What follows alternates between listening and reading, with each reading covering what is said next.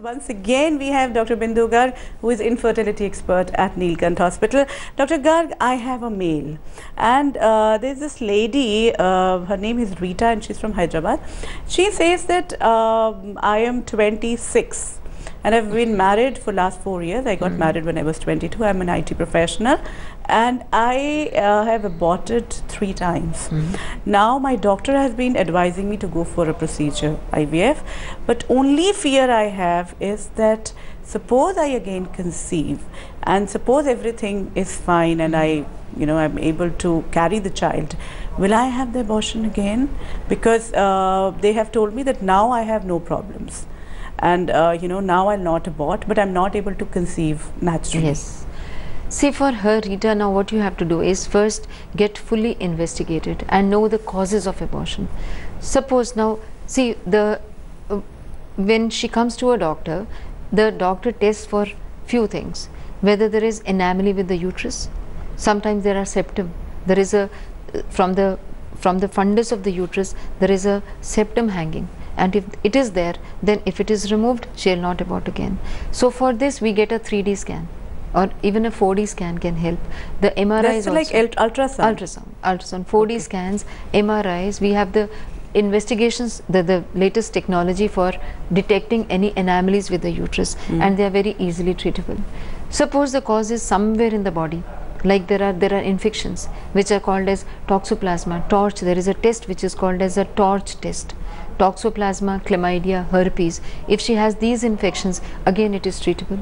And there is another syndromes called as antiphospholipid antibodies. There are syndromes in the body, there are infections in the body where there are autoimmune antibodies against the phospholipid part of the sperms or phospholipid part of the cells. They're all treatable. So basically what I'm trying to tell is that firstly she should know that what is the reason.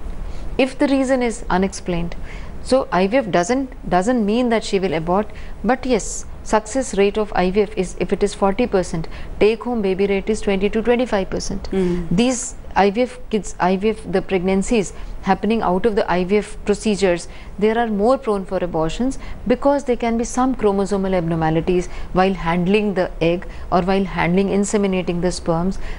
But the chances are again just the usual ones. So basically we test the chromosomal analysis for the couple also, that they are not having any problem with the egg itself. If there are anomalies, then accordingly the treatment is there. So basically she has to get investigation to know what is the reason. So before the procedure, she takes the procedure, she should get fully investigated where is the fault. And this procedure, these investigations would be done by her gynae or by the infertility expert? No, any gynecologist who is by her own gynecologist, it can be done. And once she feels that the investigations are not showing any problem and she's fully treated, then she can go for IVF. And then after the procedure, we give her a full support, the full luteal support and the full treatment so that she doesn't abort again. Okay, so that becomes very important then. Very important, because there is no point undergoing such an elaborate procedure just to realize at the end that you have aborted again. Of course, a lot of myths, we've really tried to sort it out. But if you can go back to anything which you feel that people really need to know more about. Only thing is that now there are so many methods, internet searching, Google searching, you get all the information, but don't go on this information alone. Talk to your doctor, because the information on this is so elaborate, sometimes it can misguide you also. Yeah, this is again, like how much guidance has to be you there. read about the subject, but if you feel that there is something fearing or something scary, but it may not apply to you, so don't go about the information which is on net. Consult your doctor and see what applies for you, and then treat it first. But talk to your doctor more than the books, because they can be of guide to you, but they can sometimes misguide you also. Very true. So in Mythbusters, we really try to find out that what exactly is a myth and what is the reality. But time now for mapping these conflicts. In Mapping the Conflict today, once again, we'll try to ask Dr. Bindu Garg about all the procedures. We've really tried to understand in last few episodes how the laparoscopy procedure works and what is IUI, but still a lot of confusion about IVF. IVF, you know, yes. Test tube baby. Yes, in the beginning we had touched it, but what exactly happens? See, this is procedure? IVF, as the name suggests, in vitro fertilization. This is nothing very, the technique which is very very elaborate, nothing very difficult procedure, but only that you are taking out the eggs, you are fertilizing them outside, and once the egg is fertilized, which is called as an embryo, you just put it back. We form more eggs. So that if we have more eggs, more fertilized, and the chances become more. But you can always do a IVF on a natural cycle. It is very common practice in many of the countries. They don't stimulate, or they do a very minimal stimulation, and it's called as a budget IVF because you are not giving so many of injections, so cost wise also very effective. We give the hormone injections to make more eggs. Okay. And once these injections are done and the eggs are mature, before they are released in the body, we extract them outside. Okay. That from is the ovary. From the ovaries, yes. And there are machines for it, which is the common. This procedure is done under very mild anesthesia. Again, not the tube. We don't intubate. It is just that injection is given.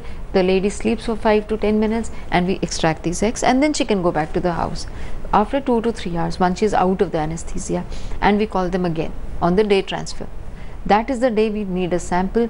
We fertilize them outside, and we put the fertilized embryo back into the uterus. And how much time this fertilization 3 days. take? The fertilization, after 17 hours, we see the fertilized eggs. The fertilization happens immediately, but we see them every day. Now, there are 2 types of transfers. One can be done on day 3, another can be done on day 5. Depends upon the case.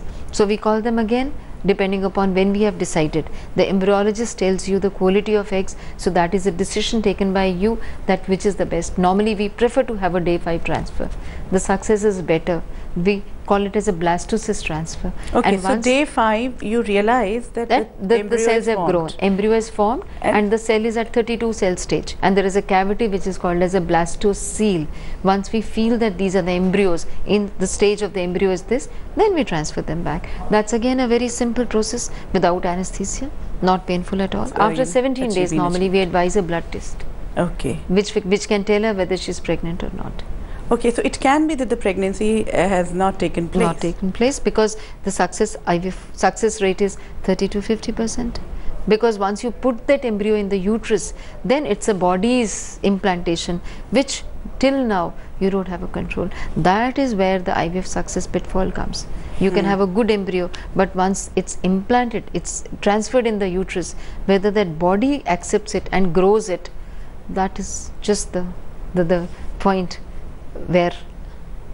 Dr. Garg, I actually feel that the knowledge is light, you know, once you have the knowledge, and on this platform I'm really thankful that you've been able to come and talk about it, because this is something I think every couple would like to know, that what really happens, because most of the times they are not even aware. Dr. Bindu Garg, thank you so much for being with us. It was really eye-opening, because a lot of myths attached to these procedures, and of course to this thought that it's not possible, you know, so it's going to help a lot of people. Thank you so much. Thank you. New Age Parenting, this program is yours. Of course, we have been receiving a lot of emails and phone calls.